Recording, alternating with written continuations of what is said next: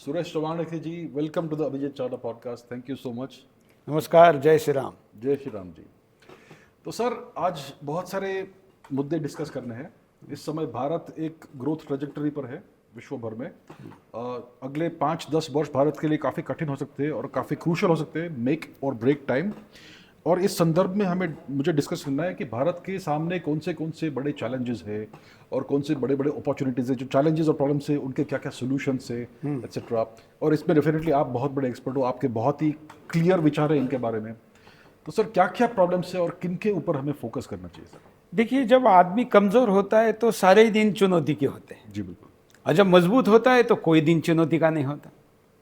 तो हिंदुस्तान कमजोर है, यह अगर हम स्वीकार नहीं करेंगे तो हम उपाय नहीं कर पाएंगे। जी।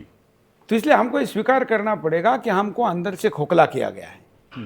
सांस्कृतिक दृष्टिकोण से, राष्ट्रीय सुरक्षा के दृष्टिकोण से, सीमा सुरक्षा के दृष्टिकोण से, कल्चरल दृष्टिकोण से, शारीरिक दृष्टिकोण से, ऐतिहासिक दृष्टिकोण से, आर्थिक दृष्टिकोण से। तो आप हर सेक्टर का नाम लीजिए, वर्तमान में सब जगह घुसपैठ, पोल्यूशन और इन्फिल्ट्रेशन हुआ है। इसलिए हमें हर दिन चुनौती का लग रहा है। जब तक हम इसकी शुद्धि नहीं करेंगे तब तक ये चुनौती बनी रहेगी। जी। तो इन सब में सबसे क्रूशल कौन से प्रॉब्लम्स है? सबसे क्रूशल है डेमोग्राफी। Demography is destiny. जी बिल्कुल। डेमोग्राफी ही भारत का भविष्य है और किसी भी देश का भविष्य यही रहता है। और इसलिए दुनिया के सभी देशों में सबसे ज्यादा कठोर नियम अगर किसी चीज के होते हैं तो वही देश दुनिया में अपना अस्तित्व टिका पाए जहां डेमोग्राफी पे कोई स्ट्रेटेजी है, कोई पॉलिसी है। जी। सिंगापुर देखिए, सिंगापुर में चाइनीज वंश के कितने लोग रहेंगे, हिंदुस्तानी कितने रहेंगे, बाकी वहाँ जो अन्य कम्युनिटी है, मलय है, वो कितने रहेंगे, उन्होंने बना के हाँ परसेंटेज रखा है। तो कभी चरित्र बदल नहीं सकता। जी। अगर भारत की महिलाएं वहाँ काम कर रही है और उनको बच्चा पैदा होने वाला है तो अपने खर्चे से वापस भिजवा देते हैं कि जाओ भारत में जाके डिलीवर करके फिर वापस आ जाओ। जी जी। खाड़ी देशों में लीजिए, खाड़ी देशों में आप 50 वर्ष काम करिए, जीवन भर काम करिए, आपको सिटीजनशिप नहीं मिलेगी। लेकिन हमने इसको धर्मशाला बना के रखा है। जो आएगा यहाँ आएगा, रहेगा और यहाँ का नागरिक बनेगा, और ऊपर से नागरिक जो असली नागरिक है उनको उनके अधिकार भी छीनेगा और उनको असहिष्णु भी कहेगा। तो इसलिए डेमोग्राफी सबसे खतरनाक स्थिति है। मैंने एक पुस्तक लिखी है जो आपके सामने है। जी सर। ये मैं आपको भेंट भी करता हूँ। और इस पुस्तक में कैसे बने इस्लामी देश, अच्छा, ये पुस्तक ही मैंने डेमोग्राफी पे लिखी है। जी। 58 देश दुनिया में इस्लामी बने। आप चौंक जाएंगे दर्शक भी कि केवल 13 देश है जो तलवार से बने हैं। तो फिर बाकी 35 देश पेट से बने हैं, मतलब बच्चे पैदा करके बने हैं। अच्छा। जिसमें गद्दाफी एक बड़ा उदाहरण है। गद्दाफी ये कहता था कि यूरोप को कब्जा करने के लिए हमको कोई टैंक, मिसाइल और हथियारों की जरूरत नहीं है। अच्छा। बच्चे पैदा करने वाली कोख चाहिए। वहाँ की महिलाओं को कहता था तुम बच्चे पैदा करो, हम यूरोप पर कब्जा कर लेंगे। हम आज यूरोप की डेमोग्राफी देखिए क्या स्थिति है। जी। तो ये जो दुनिया है, ये दुनिया इन्फिल्ट्रेट जो हो रही है वो भी एक उसका इसी का एजेंडा है। जैसे लोग कहते हैं हिंदुस्तान के परिप्रेक्ष्य में अगर हम बात करें तो लोग कहते हैं कि गजवा हिंद कहाँ हो रहा है। अरे भाई, गजवा हिंद हो चुका है, 30% बचा है। पाकिस्तान चला गया, अफगानिस्तान चला गया, आपका बांग्लादेश चला गया, और भी देश थे। लेकिन चलिए, भारत का एक लेटेस्ट वाला हिस्सा अभी जो आपके दादा ने, मेरे दादा ने देखा है, वो तो अभी गया ना। तो वो गजवा हिंद नहीं हुआ तो क्या हुआ है? तो गजवा हिंद अधूरा सपना है, अपूर्ण सपना है, पूर्ण होना बाकी है। तब हो जाएगा जब डेमोग्राफी का खेल उनकी तरफ चला जाएगा। अब हिंदुस्तान में कई लोग कहते हैं कि क्या होगा यदि अगर मुसलमान ज्यादा बढ़ जाएंगे तो वही अफगानिस्तान में क्या हुआ जब मुसलमान बढ़ गए तो जी, कोई गैर मुसलमान रहा नहीं।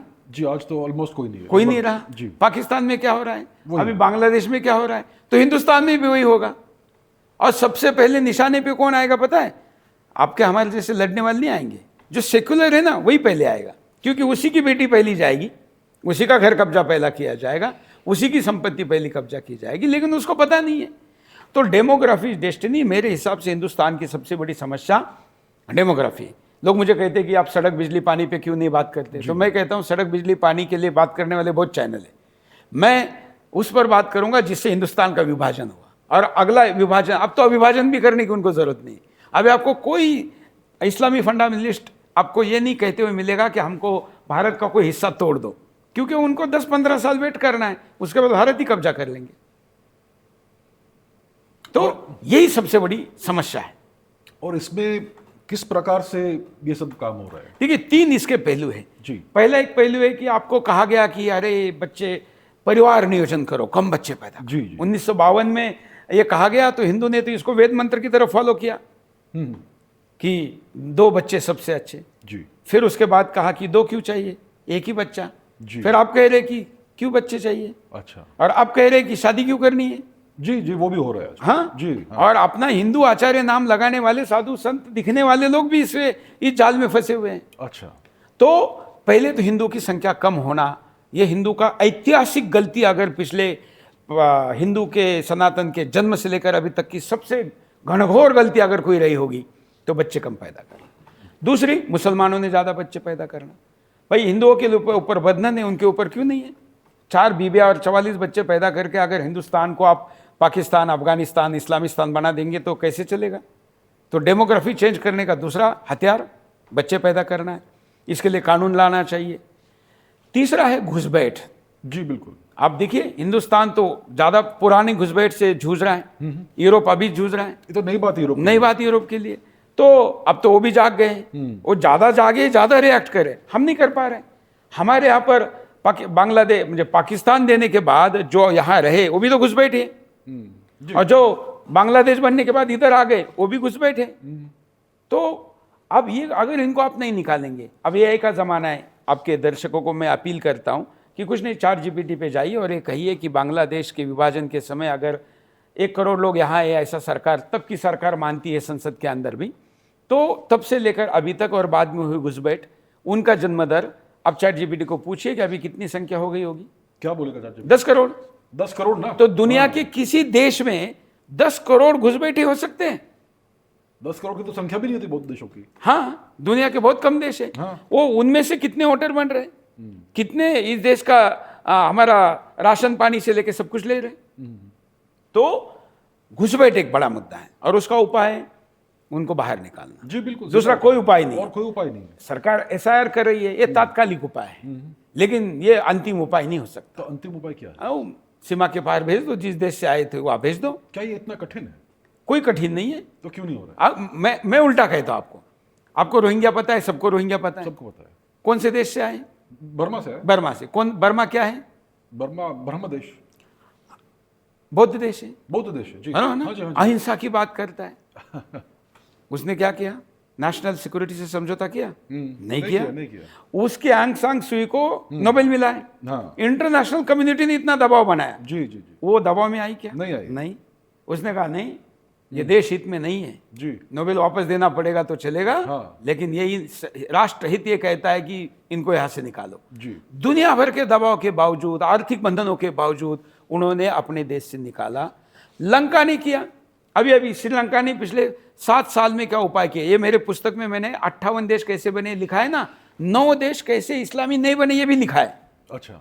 उसमें स्पेन का उदाहरण भी 800 साल पुराना। अच्छा, और अभी अभी मैंने इसमें बर्मा का भी लिखा है, ब्रह्मदेश का भी, और श्रीलंका भी लिखा है। श्रीलंका ने भी सिस्टमेटिक तौर पर वहां अपने देश में बर्थ रेट कंट्रोल करने से लेकर मुसलमानों के घुसपैठ हटाने से लेकर सब कुछ किया। वहां पर कहां से घुसपैठ हो रही थी श्रीलंका में?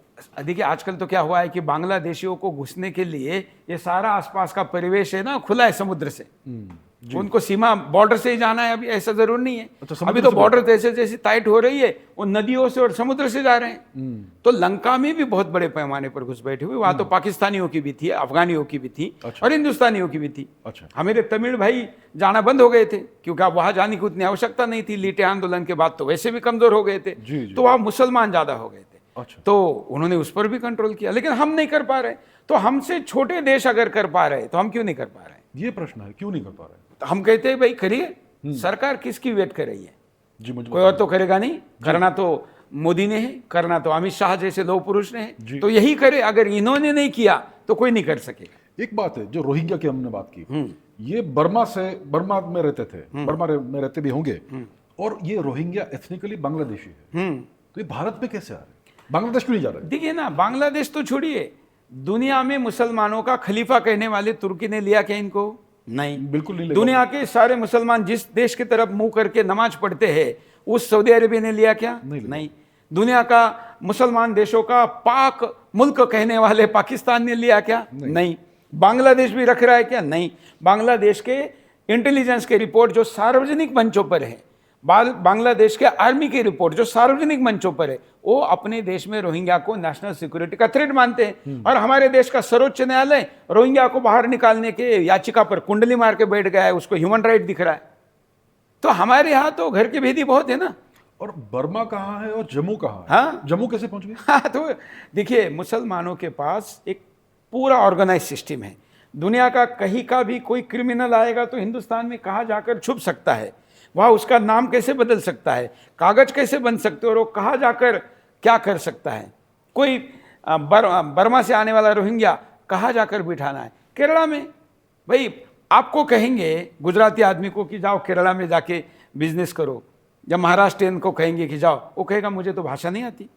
लेकिन इनको भाषा सिखाई जाती है। मैंने स्टिंग ऑपरेशन दिखाया था कि बर्मा से निकलने के बाद इनको बांग्लादेश सीमा पार करते ही हमारे बंगाल में कोचिंग क्लासेस चलते हैं।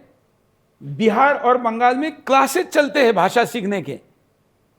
एक महीने में उनको 60 से लेकर 180 शब्द सिखाए जाते हैं, जिनमें बोल चाल की आवश्यकता पूरी हो जाती है।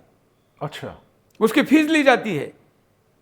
तो इसके ऊपर हम क्रैकडाउन क्यों नहीं कर रहे? नहीं कर पा रहे क्योंकि हम लोग, ये तो हम अति उदार है ना। हमको लगता है कि अरे गरीब है, क्या करेगा, कैसे वापस जाएगा, उसको तो भगा दिया है। भारतीय नहीं है वो, सिटीजन नहीं है, हमें अपने लोगों के बारे मुझे में ये सोचना है। बताइए, दुनिया के कौन से देश में कोई पॉलिटिकल पार्टी ये कहती होगी कि जो इस देश का नागरिक नहीं उसको इस देश में मतदाता सूची में रहने दीजिए?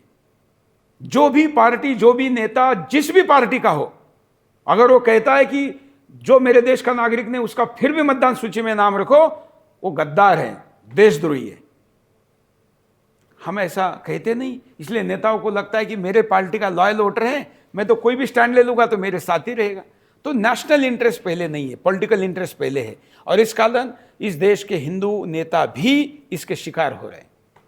रोहिंग्या तो आंकड़े में फिर भी छोटे हैं, बांग्लादेशी सबसे ज्यादा है, 10 करोड़। और अब तो सुप्रीम कोर्ट ने भी कह दिया है पिछले साल कि मार्च 1971 के बाद जो भी यहाँ आया और कितने भी बच्चे पैदा किए हो, 3 पीढ़ी भले पैदा किए हो, वो घुसपैठी है।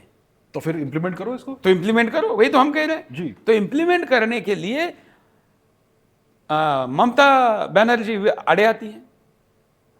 लेकिन घुसपैठी तो हर स्टेट में है। हर स्टेट में जी। लेकिन वो जैसे सरकार कहती है, मुझे बताइए, भारत सरकार, मोदी की सरकार, मजबूत सरकार के गृह मंत्री को देश के संसद में कहना पड़ता है कि ममता बनर्जी हमको वहां सीमा सील करने नहीं दे रही। अच्छा, तो अगर अमित शाह नहीं कर पाएगा तो कौन कर पाएगा? नहीं, मुझे पता नहीं कौन कर पाएगा। तो इसलिए हम कह रहे हैं, अमित शाह जी, इतिहास ने आपको अवसर दिया है, आप करिए, आप ही कर सकते हैं, और आप नहीं करेंगे तो ये बचेगा नहीं देश। जी, अभी रिसेंटली ऑपरेशन सिंदूर हुआ था, उस समय बहुत सारे पाकिस्तानी पाए गए जो भारत में दशकों से रह रहे हैं। देखिए, भारत में पाकिस्तानी 3 प्रकार से रह रहे हैं। पहला पाकिस्तानी वो है जो वहां भी रह रहा है, यहां भी रह रहा है, दोनों तरफ की नागरिकता है। कुछ तो आपको ऐसे मिलेंगे जो सरकारी जॉब में तक है, बीच बीच में पकड़े जाते हैं। एक आदमी तो बोला था मैंने वोट किया दिल्ली में। हाँ, दूसरे हैं रहते वहां हैं और बीबी और बच्चे भारत में है। अच्छा, एक बीबी वहां भी है, एक यहाँ भी है। अच्छा। इनकी संख्या 10 लाख से ज्यादा है। लेकिन वो ट्रैवल कैसे कर पाते? आते हैं, जाते हैं, ये जाती है, वो आती है। वो तो आप सीधे नहीं जा पाते, तो अटारी बंदे तो आप दुबई से जाइए और किसी देश से जाइए, नेपाल से आइए। अच्छा। भाई वो तो एक मिशन लेकर चल रहे हैं कि भारत में भी बच्चे पैदा करके हमको संख्या बढ़ानी है। मैंने तो इस पुस्तक में 25 प्रकार लिखे हैं, लेकिन हम समझ ही नहीं रहे। तो डेमोग्राफी सबसे बड़ा कारण, समस्या। उसका एक कारण मैंने आपको बताया, हिंदू ने बच्चे कम पैदा करना। दूसरा कारण हुआ उन्होंने ज्यादा बच्चे पैदा करना। और तीसरा कारण हुआ घुसपैठ। और घुसपैठ का उपाय मैंने बताया कि एनआरसी संविधान में लिखी हुई है, उसको इम्प्लीमेंट करिए, लात मार के भगाइए। और क्या कारण है? जी, एक और प्रॉब्लम है कि बहुत सारे क्रिश्चियन मिशनरीज आर्टिफिशियली री इंजीनियर कर रहे हैं डेमोग्राफी को भारत के कई हिस्सों में। फॉर एग्जाम्पल, हमारा जो नॉर्थ ईस्ट है, वहाँ पर लगभग पिछले 7-70 साल में बहुत सारा कन्वर्जन हुआ है, और अभी अलग अलग दूसरे स्टेट्स में भी हो रहा है। तो ये भी तो डेफिनेटली इशू। ये बड़ा खतरनाक विषय है, क्योंकि ईसाई वाले और ज़्यादा शातिर होते हैं। अच्छा। और आप नॉर्थ ईस्ट में अगर जाएंगे तो वहाँ हिंदू साधु को जाने के लिए प्रतिबंध का एग्रीमेंट नेहरू ने साइन किया हुआ है। अच्छा, अभी भी करना पड़ता है? नहीं जाता है, जा ही नहीं सकता, जाता है तो कार्रवाई हो सकती है। अच्छा। अभी हमने भेजा था मिजोरम में अपनी टीम को, तो विरोध करने का प्रयास किया, तो हम तो सुदर्शन वाले माइक आईडी था तो थोड़ा डर गए, रुक गए। अच्छा। तो मणिपुर में क्या हो रहा है, ये वहां की डेमोग्राफी चेंज करने के लिए तो सारा खेल खेला जा रहा है ना। बिल्कुल, बिल्कुल। तो ये जो ईसाई धर्मांतरण है उसका सबसे बड़ा उदाहरण मैं आपको देता हूं। आप नीचे दक्षिण में जाइए, कन्याकुमारी। भाई कन्याकुमारी तो हिंदुस्तान का, जैसे हम कश्मीर का नाम लेते हैं बाद में कन्याकुमारी का नाम। अगर मैं मैप खोलता हूँ हाँ तो कन्याकुमारी है, लेकिन जहाँ भारत माता के चरण वंदन करता है सागर। जी जी जी। अब वो वहाँ हिंदू व क्रिश्चियन मेजोरिटी में हो गए। अच्छा। अब सोचिए, दक्षिण के चारों राज्य ईसाई कन्वर्जन में इतने ज्यादा अंदर खोखले हो चुके हैं कि जिस दिन कन्वर्ट होने के बाद भी रिजर्वेशन मिलेगा ऐसी घोषणा हो जाएगी, उस दिन वो अपने आप को ईसाई घोषित कर देंगे और देश से टूट जाएंगे। ये डीएम के परिवार ईसाई है, लेकिन माँ पूजा में जाएगी, पत्नी पूजा में जाएगी और खुद हिंदू विरोध करेंगे। तो ऐसे क्रिप्टो क्रिश्चियन की बहुत बड़ी संख्या हिंदुस्तान में, पत्रकारों में, राजनेताओं में, उद्योगपतियों में, और वो क्रिश्चियन बन चुके हैं, लेकिन उन्होंने घोषित नहीं किया है। अब कुछ लोग कहेंगे कि कोई क्रिश्चियन बन गया तो क्या गलत है इसमें? हाँ, तो जैसे आप कहते हैं, देखिए ये दोनों सेमेटिक हैं। आप इस्लाम लीजिए या आप क्रिश्चियनिटी लीजिए, ये दोनों अब्राहमिक रिलीजन है। तो अगर इनमें से दोनों में से कोई एक भी बनी है, हिंदू के लिए स्थान नहीं रहेगा। वेटिकन में आप जाके रह सकते हैं क्या? नहीं नहीं, नहीं। मक्का मदीना में रह सकते क्या? बिल्कुल नहीं। लेकिन आप हिंदुस्तान का, हिंदुओं का कोई भी ऐसा स्थान बताइए जहां जाके नहीं रह सकते। तो ये दोनों के अंदर का फर्क है। और दूसरा आध्यात्मिक भी बात है ना इसमें, क्या फर्क पड़ेगा? एक तो हो गई हमने 75-80 साल पहले शुरू की हुई व्यवस्था, और एक ईश्वर निर्मित व्यवस्था भी तो है जी। तो ईश्वर निर्मित व्यवस्था में जो अध्यात्म है, धर्म है, स्पिरिचुअलिटी है, उसमें हमारा दर्शन उनका दर्शन अलग है। बहुत अलग है, बहुत तो फिर कैसे एक समान हो सकते हैं? नहीं, समान तो मैं नहीं कह रहा हूं। नहीं, आप नहीं, जो ऐसा कह रहे हैं, जो कहते हैं कि क्या फर्क पड़ेगा, जी जी जी। तो कुछ लोगों को तो कुछ फर्क ही नहीं पड़ना है, क्योंकि वो कुछ है ही नहीं। फर्क तो उसको पड़ेगा ना जो हिंदू है। उसको लगेगा कि मैं मुसलमान बनूं, मेरे रिश्तेदार मुसलमान बने, मेरे अपने रिश्तेदार मुसलमान बनेंगे तो वो विचलित होगा। जो कुछ है ही नहीं, उसको कुछ होना ही नहीं है, उससे कोई फर्क नहीं पड़ता। उसको क्या फर्क पड़ना है? जी जी जी। जैसे कुछ लोगों के लिए दूध जो है वो सफेद है, जी। तो मैं उनको कहता हूं कि गाय का दूध सफेद है तो फिर कुत्ती का दूध पियो, सुअर का पियो, वो भी तो सफेद है, उसका रंग कहाँ लाल है? तो इसलिए जो कुछ है ही नहीं उनको कोई आपत्ति नहीं, लेकिन जो है, जिनके पुरखों ने बलिदान दिया है, 10 करोड़ लोगों का बलिदान है हिंदू रहने के लिए, वो बलिदान तो व्यर्थ हो जाएगा ना फिर। जी जी बिल्कुल। तो किसी कानून के सहारे, किसी पुस्तक के सहारे, किसी उदारता, तथाकथित उदारता के सहारे, या तथाकथित आपकी मूर्ख अहिंसा के सहारे ये बलिदान नहीं व्यर्थ जाने देंगे। इसके खिलाफ लड़ेंगे, बोलेंगे, साम दाम दंड भेद सब कुछ करेंगे। तो ये जो इंडस्ट्रियल स्केल डेमोग्राफिक री इंजीनियरिंग हो रही है, जो बाहर से बहुत सारा पैसा आता है, सारा का सारा ऑर्गेनाइजेशन को दिया जाता है, लीडरशिप दी जाती है, ये किस लिए किया जा रहा है? आपने अच्छा शब्द यूज किया, इसको ये उद्योग है, इंडस्ट्री बना दी है। अच्छा। अच्छे व्यक्ति को पकड़ो, उसको कहो कि भाई, मतलब वही जो अपने आप को हिंदू होना न होना उसके लिए कोई बड़ी बात नहीं है, पॉलिटिकल लीडर है, उसको कहो कि चलो तुमको विधायक बना देंगे, तुमको मुख्यमंत्री बना देंगे, कुछ नहीं, नाम मत बदलो, कुछ मत करो, हमारे लिए ईसाईयत के लिए काम करो। कई मुख्यमंत्री मरने के बाद पता चला कि वो ईसाई है, जब गाड़ा उनको। अच्छा। कई सांसद बाद में पता चले, और एक तो सांसद बीजेपी का था। अच्छा। जो मरने के बाद, गाड़ने के बाद पता चला कि ये तो ईसाई था। तो ऐसे लोग पैसे लेके काम करके इनके लिए जमीन बना रहे हैं। खतरनाक है, बहुत खतरनाक है। और इसलिए हम भले ही ज़्यादा सहमत न हो गांधी से, लेकिन गांधी ने भी कहा था कि धर्मांतरण पाप है। अच्छा। इस देश के किसी भी महापुरुष का नाम लीजिए, उसने भी ये कहा है। तो आपको धर्मांतरण के प्रतिबंध का सख्त कानून लाना चाहिए। ऐसे कानून जब आते हैं तो देश का सर्वोच्च न्यायालय उस पर विरोध करने के लिए वहाँ याचिकाएं डाली जाती है, फिर कपिल सिब्बल जैसे लोग वहाँ जाकर उसका विरोध करते हैं और कोर्ट उसको रोक देता है। तो ये कोर्ट भी तो तभी तक रहेगा। ये जो भारत की जुडिशरी है ना, ये जुडिशरी सिस्टम तो पाकिस्तान में भी थी ना, आज ऐसी चल रही है क्या? अफगानिस्तान में भी थी जी, नहीं चल रही है। बांग्लादेश में भी यही थी, ब्रिटिश ओरिजिन की सिस्टम है ना, कहाँ चल रही है? सिर्फ यहीं पे चल रही है। तो यह भी तभी तक चलेगी जब तक हिंदू रहेगा। जो लोग कहते हैं हमारी राजनीति का क्या होगा, डेमोक्रेसी है, संसद है, विधानसभा है, भाई ये लोकतंत्र भी तभी तक रहेगा जब तक हिंदू रहेगा। कौन से इस्लामी देश में लोकतंत्र है? नहीं है। तो फिर तो जिनका दुकान लोकतंत्र का है वो भी ध्यान रखे, उनका दुकान भी तभी तक चल रहा है जी। जब तक हिंदू है। वो किसी भी पार्टी में आप हैं, आपको ये समझना होगा।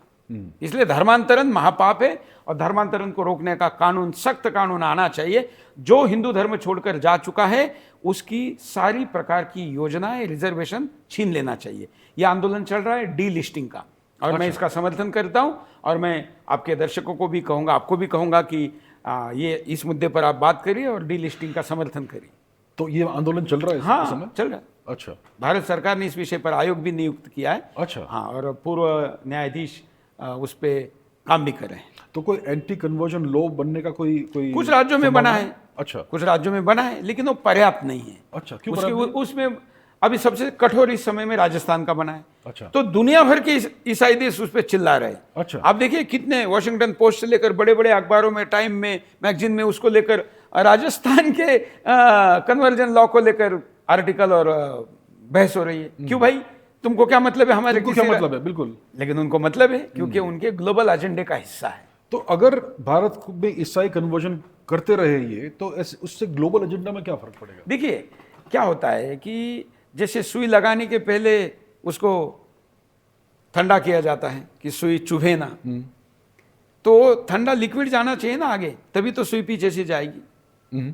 काटने के पहले आपको वहां पर दवाई दी जाएगी, एनेस्थीसिया जाएगा, नाक से देना है तो पूरे देश को देना है तो एनेस्थीसिया देना है, या लोकल देना है तो इंजेक्शन देना है। तो ये सारे सिस्टम से आपको पहले रूटलेस किया जाएगा। आप विरोध करेंगे ग्लोबलाइजेशन का, क्योंकि ग्लोबलाइजेशन का वास्तविक एजेंडा व्यापार नहीं है। क्या है? और व्यापारियों का एजेंडा रिलीजन नहीं है। रिलीजन उनका टूल है। टूल है। तो रिलीजन का टूल आगे जाएगा और पीछे से उनका व्यापार आपका खून निकाल लेगा। तो ब्रिटिश कंपनियां, ईस्ट इंडिया कंपनी भारत से जाने के बाद उन्होंने डेमोक्रेसी नाम का डीप स्टेट का टूल दुनिया भर में इंट्रोड्यूस किया और एक कंपनी के बजाय मल्टीनेशनल कंपनियों का नेटवर्क खड़ा किया। तो मल्टीनेशनल कंपनियां तो माफिया है। भारत में मल्टीनेशनल कंपनियों के प्रोडक्ट को एंट्री हो, इसलिए तो इतना सारा अभी वॉर चल रहा है ना इस समय। इस समय ट्रेड जो ट्रेड वॉर है वो ट्रेड वॉर नहीं तो क्या है, वो ट्रेड डील थोड़ी है, वो तो ट्रेड वॉर है। तो अंग्रेजों ने आके यहाँ पर हमारे राज्य उद्ध्वस्त करके जी बिल्कुल यहाँ से पैसा लूट कर लेके गए। इसमें और इन कंपनियों के आने में क्या अंतर है? फाइनल प्रोडक्ट तो यही है ना कि वो पैसा यहाँ का वहां जा रहा है, यहाँ के मिनरल जा रहे हैं, यहाँ का सोना चांदी हीरा मोती जा रहा है। तो फाइनल आउटकम तो वही है ना, सिस्टम बदली है। तो ये जो ग्लोबल माफिया है जी, ये वन वर्ल्ड की तरफ दुनिया को लेकर ये क्या है? प्लीज इसको वन वर्ल्ड पर अभी तो फिर भी चर्चा हो रही है। मैंने तो 2015 में वर्ल्ड पर बहुत बड़ी सीरीज भी चलाई थी कि अच्छा। अब दुनिया की फिजिकल बॉर्डर नहीं रहेगी। देखिए अब वीजा अलाउड होते जा रहे हैं, वीजा ऑन अराइवल होता जा रहा है दुनिया के ज्यादातर देशों में। तो धीरे धीरे धीरे पासपोर्ट की आइडेंटिटी कम करवाएंगे, पासपोर्ट रखेंगे लेकिन वीजा डाइल्यूट करेंगे। अच्छा। फिर पासपोर्ट डाइल्यूट करेंगे, फिर कहेंगे अरे आप तो ग्लोबल सिटीजन है, जहां जाना चाहे रहो कहेंगे। लेकिन ये लूट का रास्ता है। कैसे? अब देखिए, आप दुनिया देश नाम का अस्तित्व है और उस अस्तित्व का सम्मान करना चाहिए, यूनाइटेड नेशंस कहता है। जी हाँ। लेकिन वेनेजुला में अमेरिकन फोर्स आती है और राष्ट्रपति को उठाकर लेके जाती है, किडनैप कर लिया। और कौन से कोर्ट में खड़ा करती है? अमेरिका के। भाई मैं थोड़ी देर के लिए कहूं कि थोड़ी देर के लिए कम से कम इतनी तो लाज शर्म होती कि वेनेजुला के कोर्ट में वहां से उसका लाइव करवाते। पहले तो लेके जाना ही नहीं चाहिए। बिल्कुल भाई आप हस्तक्षेप करते हैं, दुनिया के आप फौजदार बने हैं, दुनिया के आप पुलिस बनकर किस देश में क्या हो रहा है, डेमोग्राफी वहां की डेमोक्रेसी खतरे में है। हाँ। ऐसा कह रहे हैं। सऊदी अरेबिया आपका पट्टू है, वहां तो डेमोक्रेसी है ही नहीं। कतर आपका पट्टू है, वहां तो डेमोक्रेसी है ही नहीं। तो डेमोक्रेसी के लिए थोड़ी वेनेजुला में सिलेक्टिवली कुल मिला के लूटना है। लूटने में रास्ते में जो आएगा उसको बर्बाद करना है। नाम देने के लिए नैरेटिव कुछ भी सेट करो। तो ये जो वन वर्ल्ड गवर्नमेंट की आप बात कर रहे हैं, हाँ, यूएस से आ रहा है क्या? ये वही दुनिया के वर्तमान स्ट्रक्चर जो देख रहा है, कंट्री नाम की जो स्ट्रक्चर दिख रहे हैं वो डाइल्यूट की जाएगी। देखिए भारत के न्यायाधीश पिछले 10 साल में, खास करके पिछले 5 साल में भारत के न्यायाधीश कोई फैसला देते समय अंतर्राष्ट्रीय संदर्भों को दे रहे हैं। किस लिए? आपके मन मस्तिष्क में एक्सेप्टेंस लाना है अच्छा, कि अमेरिका में ऐसा है। अरे भाई, अमेरिका में अमेरिका का कानून अमेरिकी परिप्रेक्ष्य में बना हुआ है। बिल्कुल, बिल्कुल। यहाँ का कानून यहाँ के परिप्रेक्ष्य में होना चाहिए। जी जी। ये पिज्जा डिजाइन किया और ऑस्ट्रेलिया से अमेरिका तक एक ही फूड खा रहे हैं, ये नहीं चलेगा ना। ये तो प्राकृतिक नहीं है, वैसे कानून भी है। तो फिर दुनिया का एक ही संविधान क्यों नहीं है? अलग अलग क्यों है? नियम क्यों है? इथिक्स क्यों है अलग? तो ये जो कंट्री नाम की व्यवस्था बर्बाद करने के लिए न्याय तंत्र, डेमोक्रेसी, सारी चीजों को खत्म करेंगे। उसके लिए पहला टूल रहेगा कल्चर, जो कि सिनेमा के द्वारा, लिटरेचर के द्वारा ऑलरेडी कल्चरल टेररिज्म चल रहा है। अब तो हिंदुस्तानियों को थोड़ा थोड़ा ध्यान में आ रहा है। Cultural terrorism? हाँ, मैं तो कल्चरल टेररिज्म कहता हूँ। देखिए, एक बंदूक लेकर आकर गोली चलाने वाला आतंकवादी जितना खतरनाक है, उससे ज्यादा कल्चरल टेररिस्ट खतरनाक है। क्योंकि गोली से तो शरीर मरेगा जी, लेकिन कल्चरल टेररिज्म से आत्मा मर रही है, संस्कृति मर रही है। संस्कृति। आप रूटलेस हो रहे हैं, आपको पता ही नहीं कि आप कौन है, इसलिए आप खोज ही नहीं रहे कि आप कहाँ से टूट चुके और कहाँ आप जुड़ना है दोबारा। जी। तो इसलिए कल्चरल टेररिज्म ज्यादा डेंजर है। वो कौन ला रहा है? वेस्ट ला रहा है, भारत में भेज रहा है। कैसे भेज रहा है? यहाँ के परिवार को बर्बाद कर दिया। हमारे यहाँ पर टीवी सीरियलों में ऐसे परिवार दिखाए जाते थे जो हिंदुस्तान में नहीं थे।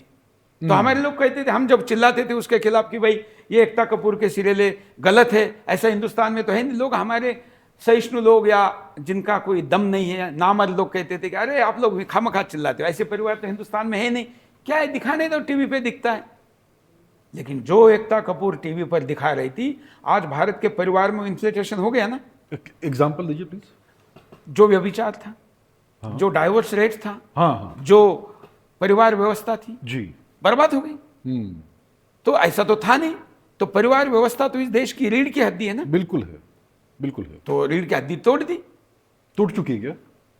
अब इतने खराब स्थिति में जा चुके हैं। हाँ, ये तो साधु संत, हमारे पुण्य, हमारा लिटरेचर और कुछ अच्छे लोगों के कारण बचा हुआ है, नहीं तो क्या बचा है। अब तो देखिए, अब ओटीटी का जमाना आ गया। जी हाँ। तो पहले तो भारत में, मैंने स्टडी किया, 30 वर्ष पहले भारत में 10 फिल्में विदेशी आती थी। अच्छा। 20 वर्ष पहले 100 आती थी। 10 साल पहले 500 आती थी। और आज दुनिया में कहीं पर भी रिलीज होने वाली फिल्म साइमल्टेनियसली भारत में आ रही है, तुरंत आ जाती है ओटीटी पर। अब आपके भारतीय कंटेंट कम हो गए जी। अब देखिए, आप कंटेंट कहाँ के आ रहे हैं, वहाँ के हैं। यूएस के। और वो हिंदी स्पीकिंग वालों के लिए उन्होंने हिंदू डब करना शुरू कर दिया है, मराठी के लिए मराठी है, तमिल के लिए लेकिन कंटेंट कहाँ का है? वहाँ का। जी।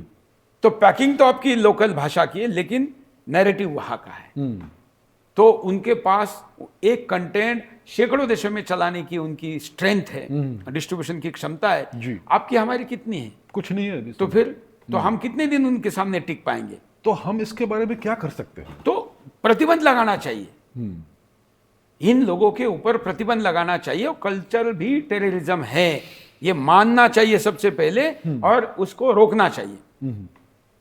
पोर्नोग्राफी उन्हीं का हथियार है जी, उन्हीं का हथियार है, बिल्कुल। तो हम क्यों उनको छूट दे रहे हैं यहां पर? तो ये जब तक हम ग्लोबल माफिया की पहली टूल है कल्चर, दूसरी टूल है उनकी ये जो फार्मा लॉबी है। फार्मा लॉबी, हाँ, ये दुनिया भर में सभी जगह पर लोकल ट्रीटमेंट की पैथी होती थी। जी बिल्कुल होती थी, हमारे यहाँ पर भी कई थी, बिल्कुल थी। सारी बर्बाद कर दी और अब उन्होंने उसको एस्टेब्लिश कर दिया। अच्छा, अगर ये बहुत अच्छे हैं तो दुनिया के देशों की पोटेंशियलिटी घट रही है कि बढ़ रही है? बच्चे पैदा करने की क्षमता शरीर की कम हो रही है, हर जगह कम हो रही है। 50% स्पर्म रेट हो गया है। अच्छा, तो किसने कम करा है? इन्होंने कम करा है, क्योंकि इनका ये कहना है कि दुनिया के संसाधनों पर एक गरीब कीड़े मकोड़े हैं ना, इनका अधिकार नहीं है। इलाइट संपन्न लोगों का अधिकार है। तो इनको क्या करो? डिफर्टिलेट करो। अच्छा, तो खाने पीने में, इंजेक्शन में, ना क्या बोलते, वैक्सीनेशन में ये आपके प्रोडक्टिविटी कम कर रहे हैं। भारत में पहले इतने आईवीएफ सेंटर होते थे क्या? नहीं होते थे, बिल्कुल नहीं होते थे। अब गली गली में हर जगह है, हर जगह। तो सोचिए ये क्या किया जा रहा है, किधर हम जा रहे हैं। तो दूसरा ये, तीसरा है फिर उनका इकोनॉमी। और इकोनॉमी के लिए मल्टीनेशनल कंपनी है। हम बड़े खुश होते हैं कि हमारे यहाँ पर डिस इन्वेस्टमेंट आ रहा है, अरे पैसा आ रहा है। लेकिन पैसा आ रहा है तो आप आपका पार्टनरशिप भी तो बेच रहे हैं। जी हाँ। फिर हमने पहले भूमि में अलाउड नहीं किया, फिर भूमि में भी अलाउड करने जा रहे हैं कि आप भूमि भी खरीद सकते हैं। तो अगर मल्टीनेशनल कंपनी भूमि खरीदेगी तो उसकी इतनी क्षमता है कि वो पूरा हिंदुस्तान खरीद ले। उनको तो नोट डॉलर छापने हैं और करना क्या है। आपको पता है अमेरिका में पिछले 10 साल में एग्रीकल्चर लैंड का सबसे बड़ा खरीदार कौन है? कौन है? Bill Gates.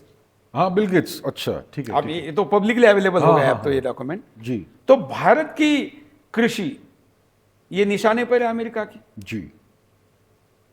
हमारे यहाँ पर जिस प्रकार का फूड भेजा जा रहा है, हाँ जी। जिसके बीज नहीं होते, जिस फूड के, हमारे यहाँ तो कोई पेड़ होता है, फल होता है, तो उसके बीज से अगला फल होता है, पेड़ होता है। जी जी जी। लेकिन वो वहां से ऐसा फूड भेजते हैं कि जिसका बीज नहीं हो सकता। सोचिए, बीज नहीं है, ये तो अप्राकृतिक हक प्रकृति के, और अब आप खाएंगे तो आपका बीज भी ढीला हो जाएगा जो कि हो रहा है।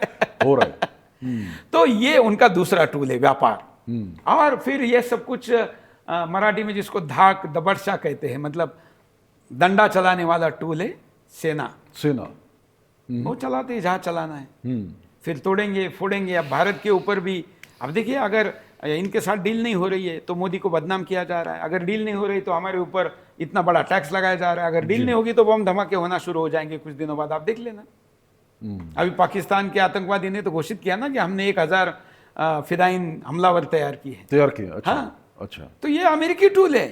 पाकिस्तान तो अमेरिकी टूल ही है। हाँ, मतलब ये हमको समझना होगा कि भारत के राजनीतिक दलों में कौन कौन अमेरिका परस्त है। अच्छा। भारत के मीडिया में कौन कौन अमेरिका परस्त है। अच्छा। मैं तो भारत सरकार को, मोदी जी को अपील करता हूं कि आप क्यों इन्वेस्टमेंट करने दे रहे हैं मीडिया में। आज भारत में 49% तक इन्वेस्टमेंट अलाउड है। मैं हूं, एक पैसा मैंने किसी विदेशी कंपनी से नहीं लिया, 23 साल से चैनल चला रहा हूं जी। इतना पैसा नहीं लगता चैनल को कि आपको किसी दूसरे देश से इन्वेस्टमेंट लेनी पड़े। वो इसलिए ली जाती है क्योंकि इसका इन्फ्लुएंस हो। तो ये क्यों अलाउ किया जा रहा है? हम इन्वेस्टमेंट के नाम पर, उनकी कंडीशन होती है कि अगर हमारी कंपनी आएगी तो हमारे मीडिया को भी आने दो। अच्छा, अगर ये करना है तो ये भी करना है। हाँ। अच्छा। तो पैसे लेने के चक्कर में बहुत कुछ देना पड़ता है, इज्जत से लेके बहुत कुछ जा रहा है, हम समझ नहीं रहे चीजों को। तो ग्लोबल माफिया भी एक बहुत बड़ा खतरा है जी। और इस डिजिटल युग में अच्छाई भी है और बुराई भी है कि डिजिटल युग के कारण वो हर व्यक्ति तक पहुंच पा रहे हैं जी। तो इसलिए ग्लोबल माफिया भी एक बड़ा खतरा है। इस ग्लोबल माफिया के सामने चाइना खड़ा हुआ है, रशिया भी खड़ा हुआ है, क्या भारत खड़ा हो सकता है? मैं तो बड़े रिसर्च के बाद यहाँ तक पहुंचा हूं कि अमेरिका और चाइना कोई अलग है ही नहीं। कैसे? ये दोनों एक ही जगह से डील किए जा रहे हैं। जो इलाइट है ना जी, जो डिप स्टेट है जी, वही चाइना को भी डील कर रहे हैं और वही अमेरिका को डील। आपके आप पिछले कुछ वर्षों में जी। ये दोनों लड़ने जैसा तो दिखाते हैं जी, लेकिन लड़ते नहीं है। लड़ते नहीं है। रूस लड़ रहा है। नहीं, वो भी नहीं। नहीं, हाँ हाँ, आप बताइए कहाँ लड़ रहे हैं? यूक्रेन में। यूक्रेन रशिया वाला ले ले, वेनेजुला में ले लेता हूँ, अच्छा, डील हुआ है। और चाइना को ताइवान दे दो। तभी होने वाला है। तो भाई आप क्या लेंगे? आप ले लो ना, आपका जो पाकिस्तान बांग्लादेश गया है ले लो, खाली करा लो। अगर आप भी डील में, या तो जो बड़ी वो कान पीढ़ी कहते हैं ना, मतलब जिसके अंदर बल है वो ही निकाल सकता है। जी हाँ। ये तो दुनियादारी शक्ति से चलती है। जी। हमारे यहाँ के कुछ मूर्ख लोग कहते हैं अरे हमने तो दुनिया में किसी कब्जा करने के लिए कभी हमला नहीं किया। आपने जब से आक्रमण विस्तारवादी नीति छोड़ दी तब से आप घटना शुरू हो गए। आपके यहाँ के वीर लड़ते थे, जाते थे सीमा पार, अटक से कटक तक जाकर झंडा लगाकर आते थे, तो आप सुरक्षित थे। जी। आपने विस्तार करना बंद कर दिया, अब घटना शुरू हो गए। आपने डीप स्टेट के बारे में कहा, आपके हिसाब से डीप स्टेट क्या है? देखिए, डीप स्टेट, डेमोक्रेसी भी डीप स्टेट का टूल है, मीडिया भी है, भारत के कई बड़े बड़े उद्योगपति भी हैं। डीप स्टेट वो व्यवस्था है जो ऊपर से तो आपके शरीर दिख रही है लेकिन अंदर की सारी नसें ऑपरेट करने की जो सिस्टम है वो किसी और के पास है। जैसे अभी एक चिप लाई जा रही जो सर में लगाई जाए, न्यूरोलिंक जी। तो न्यूरोलिंक के द्वारा क्या होगा कि पूरे शरीर का कंट्रोल भी उनके पास आएगा। हाँ। लेकिन आज सोचने का कंट्रोल उनके पास जा चुका है। सोशल मीडिया पे ट्रेंड कौन सेट करता है? आप नहीं करते, हम नहीं करते, उधर से सेट हो रहे हैं। आप तो उस ट्रेंड को फॉलो करें। जैसे पहले कपड़े का ट्रेंड आता था कि पेरिस में फैशन शो होता था और वो ट्रेंड दुनिया में चलता था। सोशल मीडिया ट्रेंड वहां से सेट हो रहे हैं। तो सोशल मीडिया ही तो आज हर व्यक्ति को सोचने पर किस दिशा में सोचना चाहिए, इस दिशा पर लेकर जा रहा है। तो सोशल मीडिया तो फिर बहुत बड़ा टूल हो गया। हाँ, तो इसलिए हमने भारत सरकार को कहा था कि अपना ऑपरेटिंग सिस्टम हो, अपना सोशल मीडिया हो, जैसे चाइना का भी है, तो हमारा क्यों नहीं होना चाहिए। हम तो ग्लोबल के, जैसे इधर घुसपैठ वालों के लिए हमारी धर्मशाला खुली है, वैसे अंतर्राष्ट्रीय कंपनियों के लिए, मल्टीनेशनल कंपनियों के लिए भी धर्मशाला खुली हुई है। कोई आए, कोई प्रयोग करे और हम उनके शिकार बन जाते हैं। तो भारतीय सोशल मीडिया खड़ा करना इतना मुश्किल है क्या? नहीं मुश्किल है, इच्छा शक्ति चाहिए। मैं तो कहता हूं कि अब अमेरिका के साथ हमारी जो भी लड़ाई चल रही है ना, वो हमारे ऊपर टैक्स लगा रहा है जी। हम सोशल मीडिया पर लगाएं, इस निमित्त हमारे मीडिया को खड़ा करिए। आप नाक दबाएंगे तो ही मुंह खुलेगा जी। राक्षस की जान तोते में होती है, आपने कथाएं सुनी होगी। तो अमेरिका की जो जान है ना, वो सारी जान मीडिया में है, क्योंकि दुनिया के थॉट प्रोसेस को चेंज करने का उनका जो टूल है, वो टूल सोशल मीडिया और फिल्में, कुल मिला के मीडिया है। उस पर नियंत्रण लाइए। इसलिए देखिए, उत्तर कोरिया हो या उन देशों के बारे में लोग चिल्लाते हैं कि हमको आने नहीं देते, आना नहीं देते। वो क्या आने नहीं देते? यही तो करते हैं, तो उनको खलनायक बनाते हैं। वो लोग क्यों नहीं करने दे रहे? वो क्या नेशनलिस्ट नहीं है? उत्तर कोरिया वाला नेशनलिस्ट है, अपने देश की चिंता करता है, इसलिए तो किसी को घुसने नहीं दे रहा है अपने यहाँ पर। वो कितना सही कितना गलत हर व्यक्ति के परिप्रेक्ष्य में हो सकता है, लेकिन हम तो किसी को भी घुसने दे रहे हैं। फिर हमारे बच्चे हाईजैक हो गए, हमारे बच्चों की सोच तरीका हाईजैक हो गया, माँ बाप बच्चों का ध्यान नहीं रख रहे हैं, ये परिवार की व्यवस्था बर्बाद हो गई है, देश की व्यवस्था बर्बाद हो गई है। ग्लोबल सिटीजन बनने के चक्कर में आप सब खो रहे हैं, फिर बचेगा क्या? जी जी जी। आपने कल्चर का बात किया कि अमेरिकन टीवी चैनल्स और ये सब से कल्चर हमारा बर्बाद हो रहा है। भारतीय कल्चर कितना स्ट्रांग है आज? देखिए, अभी भी कुछ रूट्स हमारे मजबूत है जी, और वही अभी धरे हुए हैं इस पेड़ को। नहीं तो इतने बड़े आंधी तूफान में दुनिया के कई देश बह गए जी। हमारा वटवृक्ष इसलिए अभी जीवित है कि हमारे जड़ें ज्यादा नीचे तक है जी। क्योंकि हमारे जड़ों में अध्यात्म भी है, हमारे जड़ों में परंपरा भी है, हमारे जड़ों में जातीय व्यवस्था भी इसको मजबूत रखने का एक बड़ा कारण है। जातीय व्यवस्था धर्म के लिए तो कुछ मायने में हानिकारक भी हो सकती है, लेकिन जाति व्यवस्था ने भी जड़ों को मजबूत रखा है। अच्छा। क्योंकि परंपराएं उससे बनी हुई है, और उन परंपराओं के कारण भले आप ज्यादा जानते नहीं, लेकिन आपको मानना पड़ता है, इस कारण वो बची हुई है जी। तो अन्यथा और ये ज्यादा दिन नहीं बच सकती अगर ऐसा ही रहा तो। हालांकि अब बदलते माहौल में लोग थोड़ा भारतीय संस्कृति के प्रति जानने लगे हैं, समझने लगे हैं। अब सोशल मीडिया पर भी इसके रील्स आने लगे हैं, कंटेंट आना लगा है, लेकिन वो सबको प्रतिबंधित करना, उनकी रीच स्लो करना किसके हाथ में है? सरकार के थोड़ी हाथ में, वो तो उनके हाथ में है। अच्छा, उनके हाथ में। हाँ, सोशल मीडिया पे। हाँ, तो उसको कम कर सकते हो चाहे तो। जी। और किसको बढ़ाना है? आजकल एक सोशल मीडिया पर, हो सकता है मैं जो बोल रहा हूँ ना ये रील बहुत वायरल हो, आजकल सोशल मीडिया पर एक कैरेक्टर आया है क्रिश। अच्छा। एक बच्चा है 30 साल का, ना उसको अपना नाक साफ करने आता है, ना नहाता है धोता है, लेकिन उसके रील इतने वायरल हो रहे हैं कि वो कुछ भी बोलता है उसको दिखा दो, मिलियंस व्यूज जा रहे हैं। अच्छा। कौन उसको देखना चाहता है भाई? कोई प्रतिभावान बच्चा दुनिया के अंतर्राष्ट्रीय मंचों पर जाकर भारत का ग्रैंड अवार्ड जीत कर आता है, बुद्धिबल में जी, चेस में, ग्रैंड स्लैम। हाँ जी, हाँ जी। उसको नहीं दिखाएंगे ज्यादा, वो वायरल नहीं होगा। वायरल कौन होगा? ये होगा। अभी काशी में एक महाराष्ट्र के लड़के ने एक मंत्र के पठन का वर्ल्ड रिकॉर्ड बनाया। जी जी। 20 दिनों तक बिना एक गलती किए उसने कई लाख शब्द बोले। वो वायरल नहीं होगा। कौन होगा? ये होगा। कौन करवा रहा है? आपके आदर्श चेंज करवाए जा रहे हैं जी। फिल्मों में नायक बदल गया ना, नायकों की भूमिका आप कैसी रही, अब तो खलनायकों का आकर्षण शुरू हो गया। हाँ। तो ये समाज में एस्टेब्लिशमेंट चेंज करने का तरीका है। धीरे धीरे धीरे धीरे चेंज कर रहे हैं। तो इसका एक और पहलू है एजुकेशन सिस्टम। एजुकेशन सिस्टम से ये सब काफी, अगर आपका एजुकेशन सिस्टम अच्छा है तो इसका इफेक्ट कम हो सकता है। तो हमारा एजुकेशन सिस्टम कहाँ है? बहुत सिंपल है, आप वो करिए जो अंग्रेजों ने आपका समाप्त किया।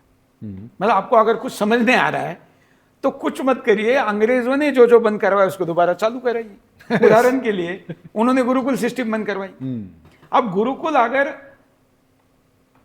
अंग्रेजों को कोई खतरा नहीं था तो क्यों बंद कराएं? बिल्कुल। क्यों किया? तो हमारे गुरुकुल सिस्टम में ठीक है, आज गुरुकुल सेम वैसे नहीं हो सकता, लेकिन कुछ तो भारतीय मार्ग निकल सकता है। जी जी। आप लाइए, क्यों नहीं हो सकता? तो गुरुकुल सिस्टम जो उन्होंने बर्बाद की, चालू करी, संस्कृत भाषा उन्होंने समाप्त की, दोबारा लाई है। कितना ऑपोजिशन है आज भारत में। भारतीय ट्रीटमेंट सिस्टम शुरू करिए, भारतीय उपचार पद्धति। जी। अब हमारा अध्यात्म भी वेस्टर्नाइज हो गया है। बिल्कुल बिल्कुल। तो आप ये चीजें लाइए। आप अगर रूट की तरफ जाएंगे, अंग्रेजों ने जो जो बंद किया उसको चालू करिए, दोबारा आप ठीक ट्रैक पे आ जाएंगे। इसमें कुछ हो रहा है क्या? कुछ काम हो रहा है? कुछ हो रहा है, बहुत अल्प गति से हो रहा है। बहुत अल्प गति से। बहुत अल्प गति से हो रहा है। खतरे, जैसे मैं अगर आसान भाषा में हम कहूँ, जैसे घर वापसी भी हो रही है, कल्चर के लिए भी कुछ काम हो रहा है, थोड़ा बहुत शिक्षा के लिए भी काम हो रहा है। लेकिन जैसे क्रिकेट की भाषा में बोलते हैं कि 6 बॉल 36 रन, ये लास्ट स्थिति होती है क्रिकेट। जी बिल्कुल। कि 6 बॉल 36 रन के बाद एक बॉल भी आपका अगर मिस हो गया, 5 रन भी आपने किए, हाँ, तो उसके बाद आपको कुछ नहीं हो सकता। जी। अब हार गए। तो भारत अभी वहां पहुंचा है, वहां पर जो मैंने इस पुस्तक में लिखा है। अच्छा। कि दुनिया जो इस्लामीकरण होता है या ईसाईकरण भी दुनिया का हुआ है, तो वो जो नेशनल कैरेक्टर बनने की जो प्रक्रिया है, वो तीसरे चरण के बाद रिवर्स नहीं हो सकती। तो भारत तीसरे चरण पे खड़ा है और चौथी चरण की तरफ जा रहा है, दूसरे की तरफ नहीं जा रहा है। इसलिए कितना बचा है जो आप कह रहे हैं, तो आप तीसरे से दूसरे की तरफ नहीं जा रहे, बचने की तरफ नहीं जा रहा है, समाप्ति की तरफ जा रहा है। अच्छा, और आगे बढ़ रहा है। आगे बढ़ रहा है। इसलिए आपको इसको रोकना ज्यादा जरूरी है। जी। तो सारे सिस्टम को लाना पड़ेगा। मैं सिंपल फॉर्मूला मैंने कहा कि जो अंग्रेजों ने मन किया, जो पश्चिम ने विरोध किया, जो वामपंथियों ने गलत कहा, उसको सही कही है, बस बात खत्म। जी जी जी बिल्कुल। वेस्ट का और जो ग्लोबल जो चीज है उसका एक और टूल है एआई। आजकल एआई बहुत ही महत्वपूर्ण हो गया। देखिए, सबसे बड़ी इंटेलिजेंस तो ह्यूमन इंटेलिजेंस है। जी बिल्कुल। इसमें तो हमारे आप हिंदुस्तानियों की बराबरी नहीं कर सकते। जी। क्योंकि आपके बच्चे तो आप व्यक्तिगत कैरेक्टर, व्यक्तिगत करियर और उससे भी आगे चले गए, क्योंकि सोशल सिक्योरिटी ने यूरोप और अमेरिका के यहाँ की कर्मण्यता समाप्त कर दी। अब वहां पर भी जाकर जो मल्टीनेशनल कंपनियां चला रहे, वो उनके लोग थोड़ी चला रहे हैं, वो हमारे लोग जाकर चला रहे हैं। जी, हमारे लोग। वो तो वहां फ्राइडे दोपहर को बड़ी बियर की बोतल लेके पड़े रहते। आप जाइए यूरोप में, क्या करते हैं। हाँ, यूरोप में। हाँ हाँ, अब अमेरिका में भी यही है। अच्छा। वहां काम करने वाली फोर्स कौन है? काफी लोकल सारे कहाँ इंडियंस है? हैं, बहुत सारे भारतीय लोग हैं। हाँ, भारतीय है या दूसरे राज्यों के, दूसरे देशों के हैं। अमेरिकन कितने? खुद एलन मस्क क्या कहता है? यही तो कह रहा है कि हम इस देश को बना रहे हैं, ये देश अगले कुछ वर्षों बाद किसका रहेगा? वो उसको व्हाइट कह रहा है, अमेरिकन कह रहा है, मैं हिंदू कह रहा हूं। तो इसलिए ये हमको चिंता करनी पड़ेगी। देखिए, इस सरकार ने, मोदी सरकार ने इंफ्रास्ट्रक्चर पे बहुत जबरदस्त काम किया। बिल्कुल किया। लेकिन 20 साल बाद आपने बनाई हुई सड़क पे कौन चलेगा? बांग्लादेश चलेगा। आपने बहुत अच्छा हवाई जहाज बनाया, एयरपोर्ट बनाए, कौन उड़ेगा? बांग्लादेश उड़ेगा उसमें। ये और सिचुएशन फिर अब्दुल उड़ेगा या उड़ाएगा हवाई जहाज को? ये भी पूछने वाली बात तो है। इसलिए आपको एक साथ दोनों विषयों पर काम करना जरूरी है, और सिविलाइजेशनल टास्क प्रायोरिटी का है। आप कितने ऑप्टिमिस्टिक या पेसिमिस्टिक है भारत के फ्यूचर के बारे में? मैं आध्यात्मिक व्यक्ति हूं, संघर्षशील हूं, शिवाजी महाराज का सैनिक हूं, इसलिए मैं आशावादी हूं कि हम बचेंगे। लेकिन पत्रकार हूं, आंकड़े गिनता हूं, विश्लेषण करता हूं डाटा का। तो डाटा का विश्लेषण ये बताता है कि खतरा बहुत ज्यादा है। बहुत अधिक है अभी। तो इसलिए जब एक पत्रकार के नाते देखता हूं तो हिंदुस्तान बचने की संभावना नहीं लगती, अच्छा। और एक सैनिक के नाते देखता हूं धर्म के, तो लगता है कि मरेंगे लेकिन बचाएंगे। हमने काफी प्रॉब्लम्स डिस्कस किए, और कोई है आपके मन में? समस्याओं की तो बहुत बड़ी सूची है, जी। और समस्या व्यक्ति सापेक्ष बदलती है। बेरोजगार को लगता है कि मेरी बेरोजगारी पर चर्चा क्यों नहीं करते सुरेश चौहान के? तो जो बेरोजगारी पर चर्चा करने वाला बेरोजगार है, मैं उसको कहना चाहता हूं, भाई तू 2 मुद्दे पे बात कर, तेरी बेरोजगारी खत्म हो जाएगी। 10 करोड़ बांग्लादेशी इस देश से निकाल देंगे तो सोचिए। कितने रोजगार निकलेंगे? बिल्कुल बिल्कुल। 2.5 करोड़ घर खाली हो जाएंगे। तो जो घर बनाने वाला एजेंडा है मोदी जी का, वो भी मिल जाएंगे ना घर, किसी कोई होमलेस रहेगा ही नहीं। जी जी। फिर पाकिस्तान दे दिया मजहब के नाम पर, तो या तो पाकिस्तान से भूमि ले लो, जी। जो दे दी उसको, या फिर जो उधर जाना चाहिए। डॉक्टर बाबा साहब अम्बेडकर ने कहा था कि अंतिम मुसलमान जब तक पाकिस्तान नहीं जाता, मैं विभाजन को नहीं स्वीकारूंगा। अच्छा, उन्होंने कहा था ये? हाँ, अच्छा। तो फिर बाबा साहब की बात पूरी करो। तो समस्या की आप बात करें, तो इसलिए समस्या तो कई है। बेरोजगारी समस्या है, तो ये उपाय है उसके लिए। जी। लोग सड़क बिजली पानी की बातें करते हैं, तो भाई जिसके लिए वो समय, सड़क बिजली पानी घुसपैठी हटा दीजिए, सड़क पर चलने वाली संख्या कम हो जाएगी। जी, जी, जी, बिजली की रिक्वायरमेंट कम हो जाएगी। Definitely। बिजली बिल ना देने वाले कौन है? वही है। तो सारी समस्याओं की जड़ अगर कुछ है तो डेमोग्राफी है। जी, डेमोग्राफी ठीक करिए, देश ठीक हो जाए। ये सेंट्रल प्रॉब्लम है। ये सेंट्रल प्रॉब्लम है। जी, आपका एआई के बारे में क्या विचार है? देखिए, मैं तकनीक का समर्थक हूं। जी, एआई शेर है। शेर के सामने, आपके सामने दो ही विकल्प हैं, या तो शेर की सवारी करिए, हाँ, या तो शेर के शिकार हो जाइए। तो मैं सवारी करने वाला आदमी हूं। अच्छा, आज सुदर्शन चैनल एआई का सबसे ज्यादा उपयोग करता है। मैंने आपको शो चालू होने के पहले दिखा दिया जी। कि हमने अपना जीपीटी बनाया हुआ है कि जो उसको सिर्फ एक नाम दे दो, कहो कि ये समस्या, वो पूरा शो बना के देता है और वो मेरी भाषा में बना के देता है, जो कि सोशल मीडिया पर वो भाषा बाकी जीपीटी वाले कहते हैं कि नहीं नहीं, ये तो वायलेशन ऑफ कंटेंट है। अच्छा, तो एआई भी एक साधन है, सोशल मीडिया भी एक साधन है। जी, आप इन साधनों पर सवार होकर नियंत्रित करेंगे तो आप विजय होंगे, जी, नहीं तो आप शिकार हो जाएंगे, शेर आपको खा जाएगा। जी, जी, जी, इस एआई के जमाने में जो झूठ है उसको खतरा ज्यादा है। मैं स्पिरिचुअल उत्तर दे रहा हूं। जी, इस्लाम के बारे में पूछेंगे तो सच बता देगा कि भाई इस्लामी सिद्धांत तो साइंटिफिक भी नहीं है और नेचुरल भी नहीं है और प्रैक्टिकल भी नहीं है। क्रिश्चियनिटी को खतरा है क्योंकि उसके भी जो साइंटिफिक सिद्धांत नहीं है और नेचुरलिस्टिक नहीं है, तो उसको खतरा है। मेरे धर्म के बारे में पूछिए, वो जवाब दे देगा कि सबसे बड़ा प्राकृतिक न्याय संगत धर्म कौन सा है, तो उसको हिंदू कहना पड़ेगा। अच्छा। तो मुझे डरने की जरूरत नहीं, क्योंकि मेरे सिद्धांत अच्छे हैं। लेकिन मेरे सिद्धांतों के बारे में डाइल्यूट करके अगर कोई उसमें गलत डाल रहा है तो फिर आपका संदर्भ भी गलत दिया जाएगा। इसलिए अभी मैं पानीपत में गीता महोत्सव में गया था। अच्छा। तो मैंने वहां के मुख्यमंत्री से लेकर सभी को यह कहा कि गीता हिंदुस्तानी एआई में डाले, वो सिखाए कि क्या जाना चाहिए। अगर वेस्ट वाला डालेंगे तो वो फिर उसमें मिलावट कर देंगे। तो छिपी हुई पुस्तक की मिलावट पकड़ना तो बहुत आसान है, लेकिन एक सर्वर पर डाली हुई एक गीता दुनिया भर में पहुंचाना बहुत आसान है। तो इसलिए आपको उनके खेल में जाकर खेलना पड़ेगा। जी, जी, जी, तो एआई का उपयोग करना चाहिए, लेकिन उसमें अपने राजा होना चाहिए, आपने लीड करना चाहिए, किसी और ने नहीं। और इसलिए भारतीय सिस्टम लानी चाहिए। भारत सिस्टम आनी चाहिए एआई की। हाँ, जैसे हमने अपना बनाया खुद का, तो भारत सरकार क्यों नहीं बना सकती? जी हाँ, भारत ही बनाया हुआ एआई, क्योंकि ये जो एआई हम और यूज उसमें करते जब तक टाइम लग रहा है, जो है उसमें घुस जाओ, हैं, उसका उपयोग कीजिए। उपयोग करो। जी, जी, जी। आपने कहा था कि आपकी हेल्थ आपने काफी ट्रांसफॉर्म की है। मैं पहली बार मेरे हेल्थ पर किसी पॉडकास्ट में बोलने जा रहा हूँ। जी, मैंने 18 किलो वजन कम किया। मेरी डायबिटिक हो गया था मैं पिछले कुछ वर्ष में, ओके। और 11 HbA1c हो गई थी। ओह, मेरा कोलेस्ट्रॉल भी 600 के आसपास पहुंच गया था, और रात की नींद 4 घंटे हो गई थी। ओह, तो एक दिन मेरी पत्नी ने 20 मार्च को सुबह मुझे, जब मेरी टेस्ट की पैथोलॉजी की और रिपोर्ट आई, तो मेरी पत्नी ने कहा कि आप जैसे जिहादियों से, देशद्रोहियों से लड़ते हैं, वैसे अपने बीमारी से क्यों नहीं लड़ते? तो बस हम लोगों को तो चुनौती चाहिए, तो चुनौती का क्लिक मिल गया। जी। उस दिन से मैंने अपनी डाइट चेंज की, अपनी थॉट प्रोसेस चेंज की, अपनी जीवन शैली चेंज की, और 11 HbA1c जब मेरा था तो मैंने एलोपैथिक दवाई छोड़ दी, नेचुरोपैथी पे आ गया।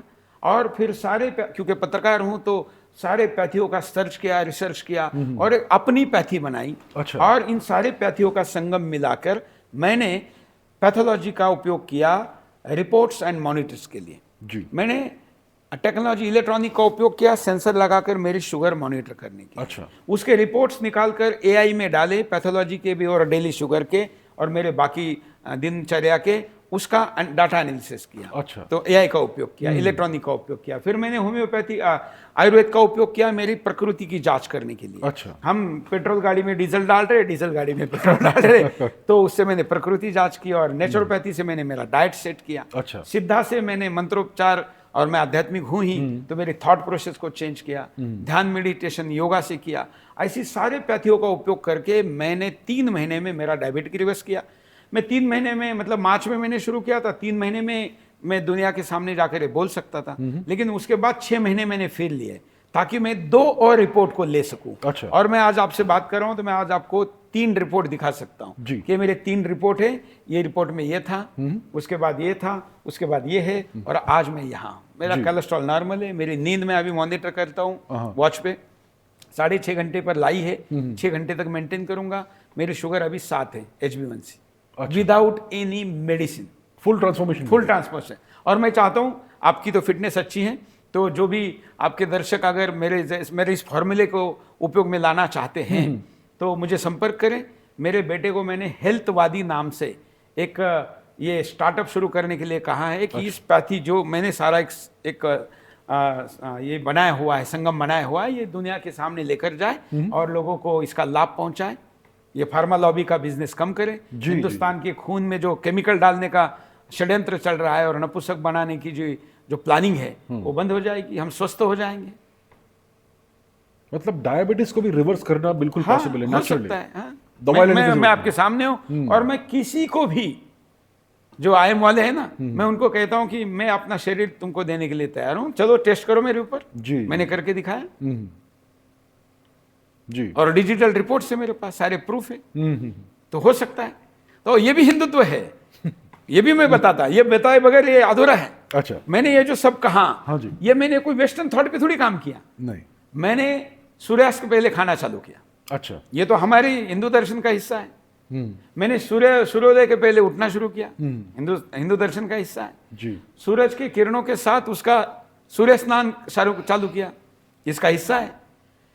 मैं नॉनवेज खाता ही नहीं था जी। लेकिन बाकी तेल बंद कर दिया और देशी गाय का घी, A2 घी जिसको बोलते हैं, हाँ। वो खाना शुरू किया। अच्छा। तो मुझे उसकी ओज में फायदा हुआ। अच्छा। तो भारतीय जीवन पद्धति, हिंदू जीवन पद्धति का मैंने मेरे इस जीवन शैली में पूरा अकोमोडेट किया, सिंक्रोनाइज किया और उसका फायदा हुआ। तो ये भी हिंदुत्व है। मतलब वेस्ट को भी हिंदुत्व के पर ही आना पड़ेगा हेल्थ के लिए, और कोई राह चारा नहीं है। बिल्कुल बिल्कुल। सर, आपका मिशन क्या है विद द चैनल? देखिए, मेरा कोई अपना मिशन नहीं है जी। मैं तो उस सागर का बिंदु हूं, उस सिंधु का एक बिंदु हूं। मिशन तो इस देश के निर्माताओं ने, धर्म के निर्माताओं ने तय किया है। शिवाजी महाराज ने उसको आगे बढ़ाया है। तो जो उनका लक्ष्य था हिंदू राष्ट्र, वही हमारा है जी। उसी को हम आगे बढ़ा रहे हैं। मैंने अपना लक्ष्य लेकर अपना कोई अभियान नहीं चलाया, इसलिए मेरे साथ आने में अगर किसी को दिक्कत है तो दिक्कत नहीं होनी चाहिए, क्योंकि मेरा नहीं है जी। ये तो मेरे साथ, मेरे बाद भी मेरी अगली पीढ़ी तय करेगी, वो चलाएगी। हमने अपनी अगली पीढ़ी भी इसी रास्ते पे लाई हुई है जी। तो मिशन हिंदू राष्ट्र है। हिंदू राष्ट्र केवल हिंदू के लिए नहीं है, तो दुनिया में जो भी दर्शन वाले लोग हैं उनको भी अपने दर्शन पर काम करना है। तो भी हिंदू रहेगा तो ही वो बचेंगे, ये ध्यान रहिए। तो इसलिए हिंदू दुनिया की इम्यूनिटी सिस्टम है, और वो इम्यूनिटी सिस्टम स्ट्रांग करने के लिए मुझे हिंदुस्तान को हिंदू राष्ट्र बनाना है। सुरेश जी, बहुत धन्यवाद बात करने के लिए और समय निकालने के लिए। बहुत ही interesting conversation. Thank you very much sir. नमस्कार।